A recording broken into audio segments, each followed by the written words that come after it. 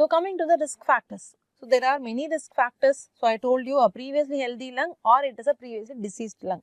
So in a healthy lung, say when there is an aspiration. So aspiration can be of gastric contents, can be intended or unintended, etc. A pneumonia, a staph pneumonia can have a complication like lung abscess. Cystic fibrosis, of course we were talking about secondary lung abscess. One of the most common causes for a secondary lung abscess will be cystic fibrosis. GER, aspiration are all some of the common causes. Some congenital anomalies like tracheoesophageal fistula because of the anatomical defect can cause abscess.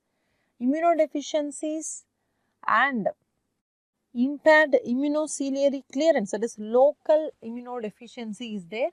So this can also cause abscess. Apart from these, some neurological diseases, seizures, how are these going to cause? Again, these are going to cause aspirations leading to pneumonia and abscess. So one important post-op complication of tonsillectomy is also a lung abscess because of the invasion of organisms. So what happens? Where exactly the abscess occurs?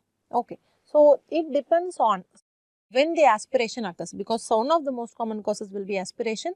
So when the aspiration occurs, if the child is recumbent or if the child is upright. Okay, if the child is recumbent, the abscess is going to go to the both upper lobes. Okay, right and left upper lobes. So the child is recumbent.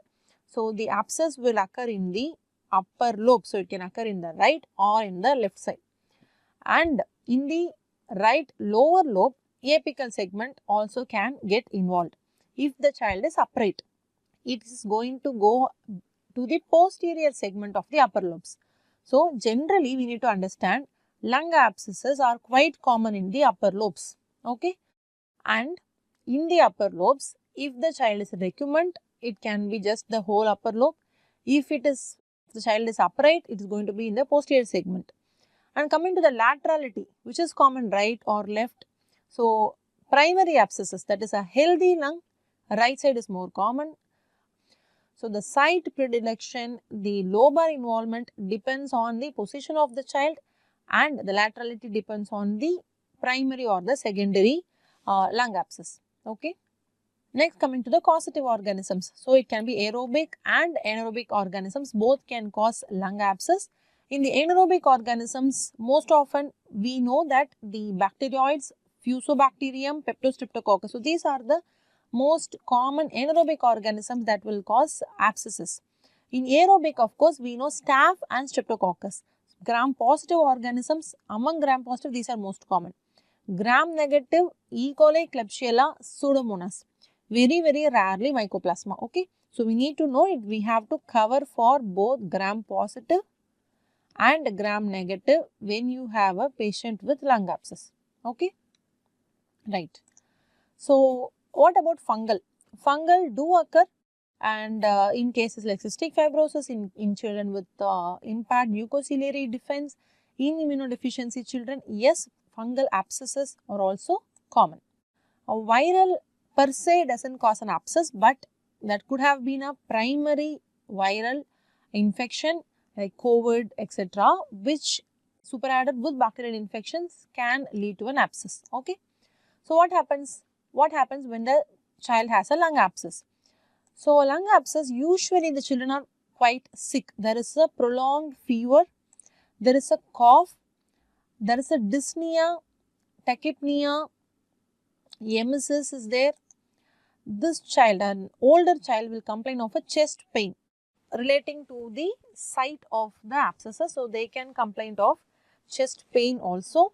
So when it is communicating to the bronchial tree, there could be excessive sputum production can be there, along with the material can be expectorated also.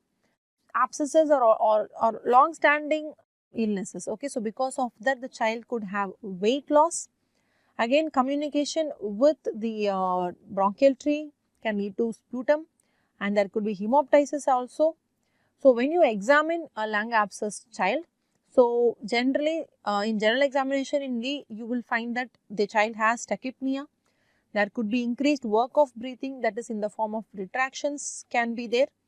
On auscultation, you will find that in that particular area, you are not able to hear the breath sounds well. So, there are decreased breath sounds. When you percuss, that particular area is going to be very dull. So, breath sounds are less, percussion dullness will be there. You could hear some crackles over that area. So, diagnosis, of course, we will start from the chest X-ray. So, chest X-ray, most often we will be able to identify the cavity. So, a lung abscess will have a cavity and there will be an air fluid level. Okay, so this is what we will see in a chest X-ray. When compared to chest X-ray, of course, CT has a very good delineation of the site and of the size. So, location, size very well delineated in a CT. And how do you compare? When we have an abscess, it should always be distinguished from a nematocele. Okay. So, abscess is usually a thick walled cavity, but when compared to a nematocele, nematoceles are very thin walled. Okay, so they are thin, they have a very smooth walled, localized air collections will be there. They most often don't have a air fluid level. When compared to a lung abscess, they do not have an air fluid level. And nematoceles, usually they resolve spontaneously and the systemic signs are also not much present, like